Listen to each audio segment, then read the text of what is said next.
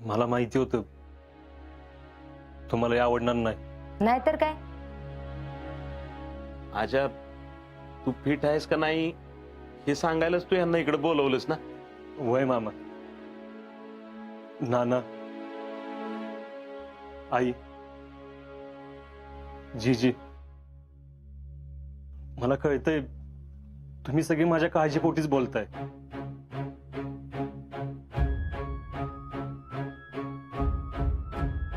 आणि जितू काका, तुम्ही विचारलेल्या प्रश्नांची उत्तरं देणार आहे मी तुम्हाला, आणि ती दिल्याशिवाय मी जाणार नाही एवढं नक्की.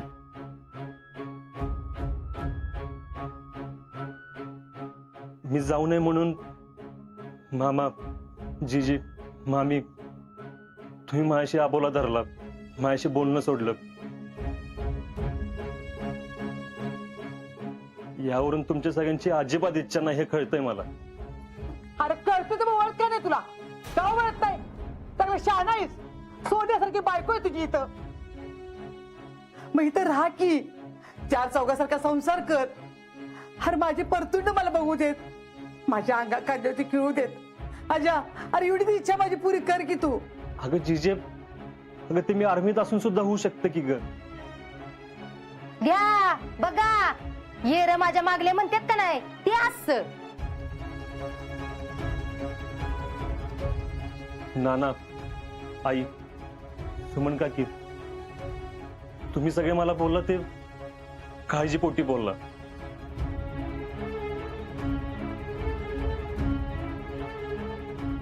आणि त्या दिवशी जे बोलला ते गरजेचंच होतं, आणि त्यानंच माझे डोळे उघडले. डोळे उघडले नाही तुमच्या बोलण्यावरनं तर असं वाटत नाही काय. जितू काका, तुम्ही सगळ्यांना बोलून तरी द्या. मागच्या याला बी तुम्ही असंच केलं होतं. यांना गप बसवलं होतं, बोलू दिलं नव्हतं.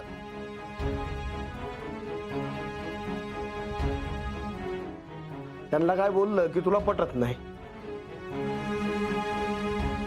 मग तू बोलणं टाकणार.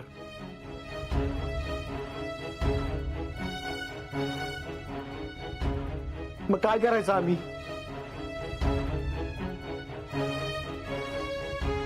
हो नाही जितू काका, तुम्ही नका काळजी करू. मागच्या टाइमला तुम्ही बोलला म्हणून शीतलनं बोलणं सोडलं. ती भालीच वागली, चुकीची वागली. ह्या सगळ्यांची तिला जाणीव आहे, पण हे सगळं कशामुळे होतं ह्याचा जरा विचार करा की तुम्ही. हो तेच सुमन काकी, म्हणून तर आज सगळ्यांना मी इथं बोलून घेतलंय.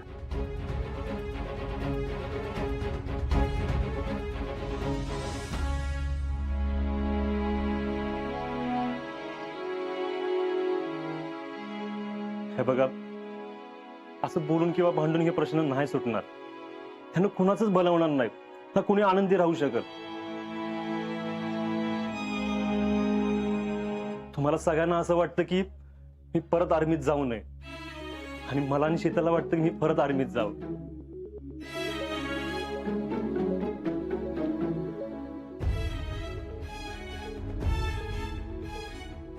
पण अगदी लहानपणापासून माझ्या डोक्यात एकच होतं फक्त, आर्मी, आर्मी आणि आर्मी.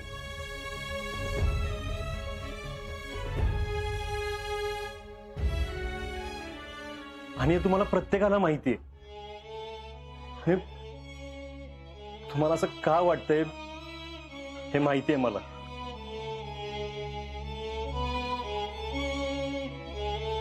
पण तुम्ही माझा विचार करा. इतरांना मी काय करू तुम्ही सांगा. आता काय करू म्हणजे? अहो एवढं रान आहे ती कोणी बघायचं? तुमच्या मामाला काय जमतंय वे आता? एवढी चांगली जमीन आहे, तुमच्या बापजाद्यांनी घाम गाळलाय तिथं, ती काय अशीच पडून राहून द्यायची वय? बरं ते राहिलं, तुम्हाला दुसरं काय करायचं असेल तर ते करा. जॉब बीब करायचं असलं तर करा. मी काय म्हणते, आम्ही काय सुचवतोय ते जाऊ द्या. तुम्हाला दुसरं काय करायचं असेल तर तसं सांगा, आम्ही करतो तुम्हाला मदत. हा काके, नाना, यांना कधीच दुसरं काय करू वाटलं नाही. आणि तुम्हा सगळ्यांना बी माहितीये, मी यांच्या देशप्रेमावर प्रेम केलंय.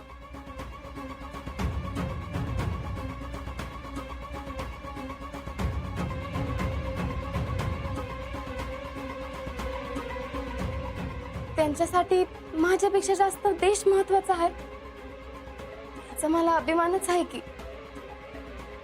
अगं शिकले, तुझं सगळंच कसं असं जगाच्या उलट असतंय ग. अगं कुठल्या बाईला असं वाटेल की आपला नवरा आपल्यापासून लांब असावा म्हणून.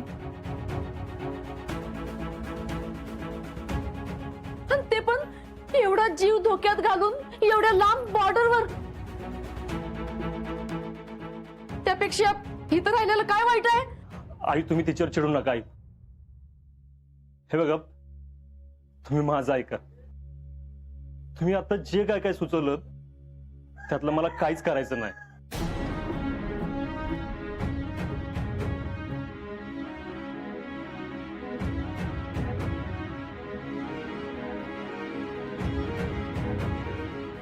आणि तुमच्या इच्छे खातीर समजा मी इथं राहून काही केलंच तर माझं मन लागणार नाही आई.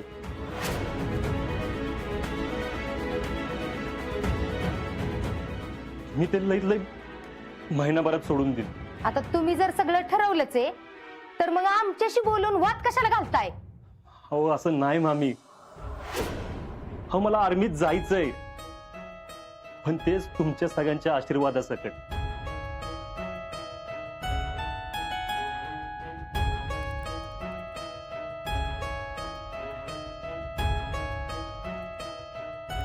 तुमचा राग पत्करून तुमच्या मनाविरुद्ध जाऊन जर मी आर्मीत गेलो ना तर माझं मन नाही लागणार. त्यामुळे एखादा दुश्मन बंदूक रोखून उभा असेल ना समोर तर माझ्या डोक्यात मात्र घरचाच विचार चालू असेल.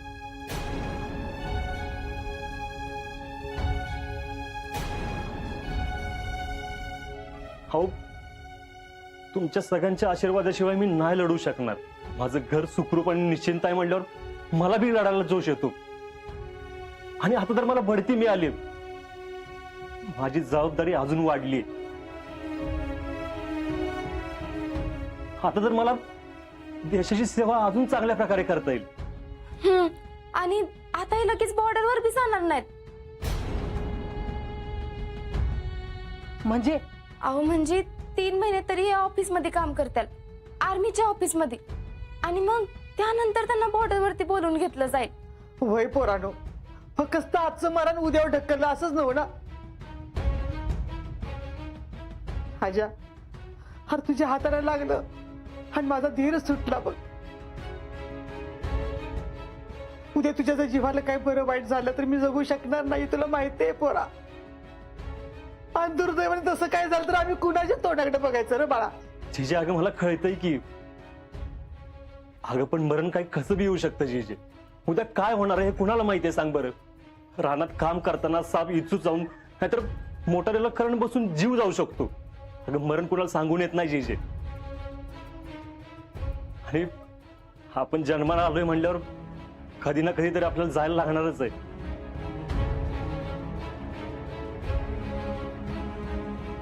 तुमच्या माघारी पोरीचं काय होईल याची कल्पना पण करवत नाही आम्हाला. तुम्ही सगळे मरणाच्या गोष्टी का करताय. अगं आई, माझी काळजी करू नगस. माझ्यासाठी तुम्ही सगळी जण असणार आहात. आता जसे आहात तसे नंतर बी असणारच आहात की. आणि सगळ्यात महत्वाचं म्हणजे आपली आर्मी सदैव माझ्या पाठीशी असणार आहे.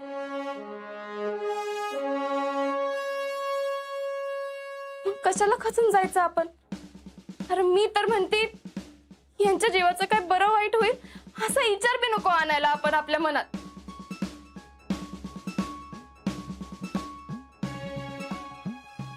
कारण मला माहितीये माझं कुंकू किती बळकट आहे ती.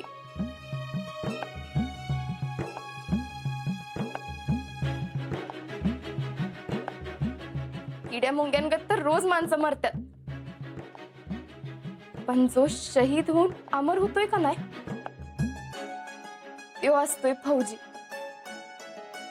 चितले, बोलायला सगळ्या गोष्टी लय सोप्या वाटतात ग. प्रत्यक्ष येळ येते ना तेव्हा मात्र अहो असं नाही जितू काका. हो आपल्या विक्याच बघा की. हो, तुम्हीच सगळे मला सांगत होता ना आपला विक्या बहादूर गडे. हो तो लढता लढता गेला.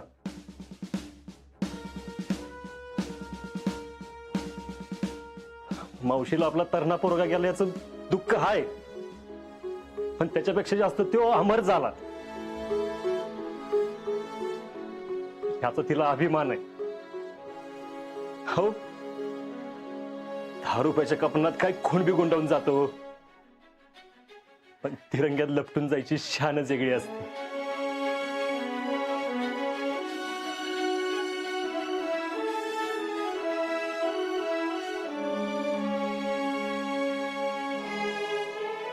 आणि सगळ्यांच्या नशिबात नसतं हे भाग्य.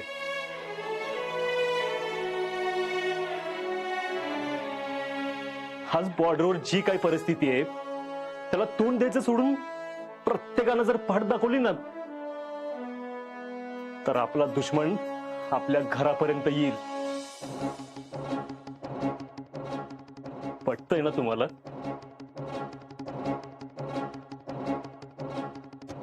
हो मन मारत जगण्यापेक्षा ना मनासारखं जगणं महत्वाचं आहे, आणि ते मी फक्त आणि फक्त आर्मीतच जगू शकतो.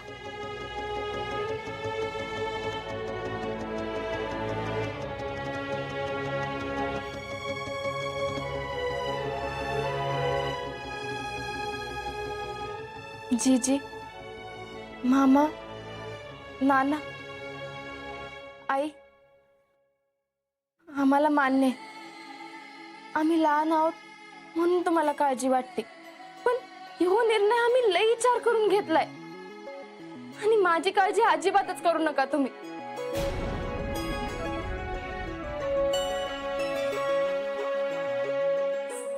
फक्त आमची साथ द्या. ह्यांच्या देशसेवेत आपण अडकाठी नको आणाय.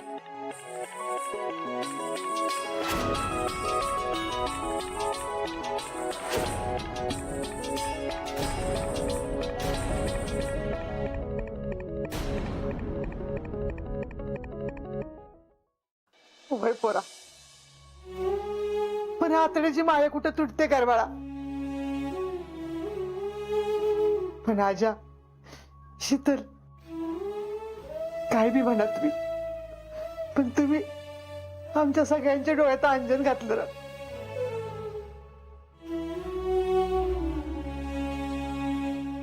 होय आजा, आम्ही आमचं गाव, आमचं घर, आमचं शेत, आमचा अजिंक्य एवढाच विचार करत होतो. तो लय स्वार्थी विचार करत होतो आम्ही. तू आमचं डोळं उघडलंस.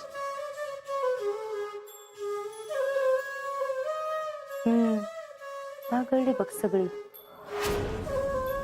होय आमचं चुकलंच. तुम्हाला परत आर्मीत जायला आम्ही विरोध करत होतो, पण आता नाही. आता माझा म्हणजे आमच्या सगळ्यांचे आशीर्वाद तुमच्या पाठीशी आहेत.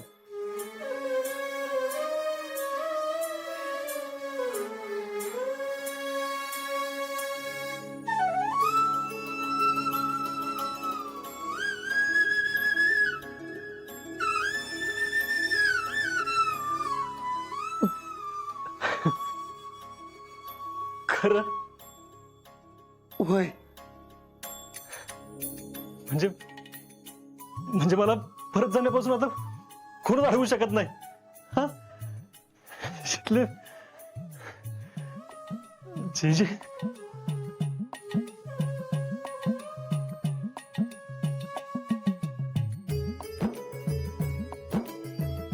आई,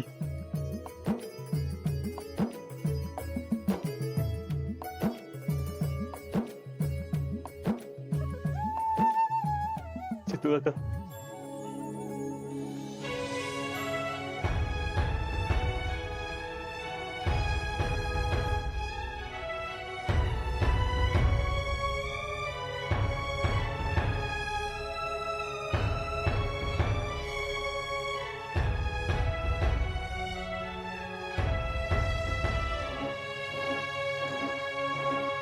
मामी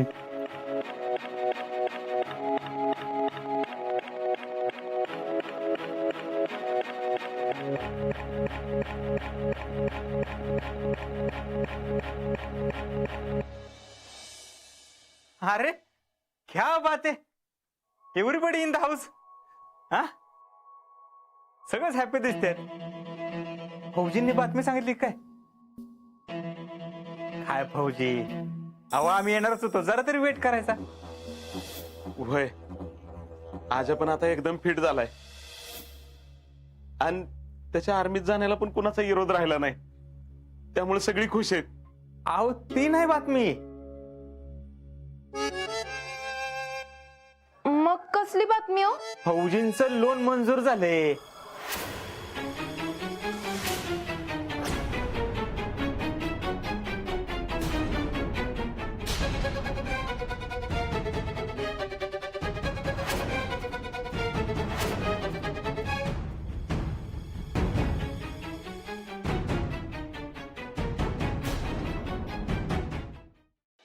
लोन? कसलं लोन? अहो व्हॉट मामी, तुम्हाला माहित नाही का? आपले फौजी हे घर सोडून साताऱ्याला राहायला जाणार आहेत.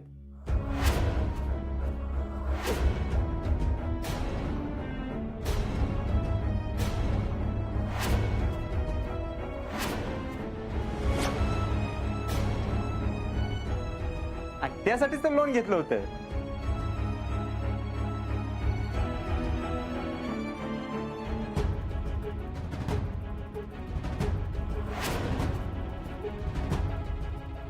अजिंक्य, काय हो, तुम्ही नवीन घर घेताय?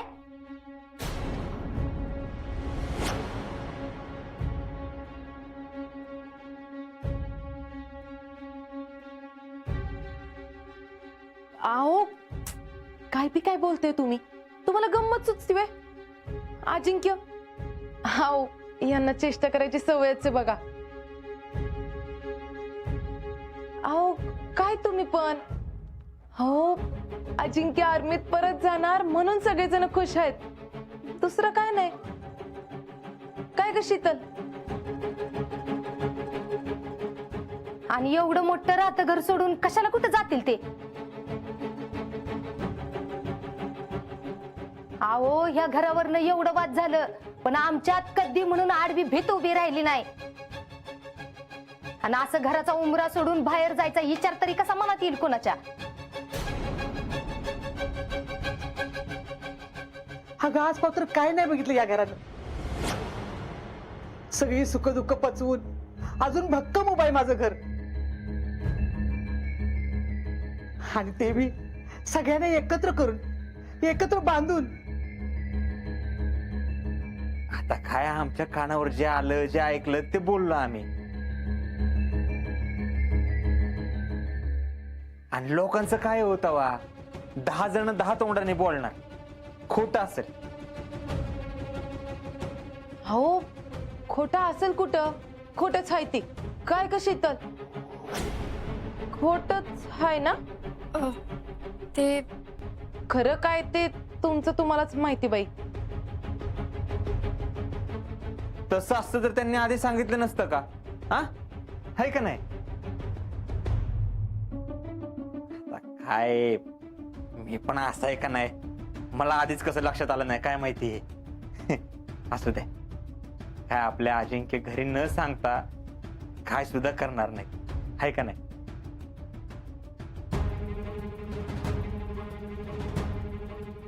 मग आणि तसं बघायला गेलं तर नवीन घराची आपल्याला नाही,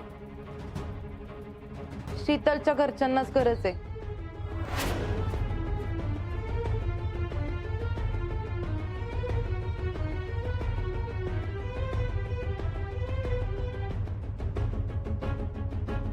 त्यांचं स्वतःचं घर कुठं राहिलंय आता?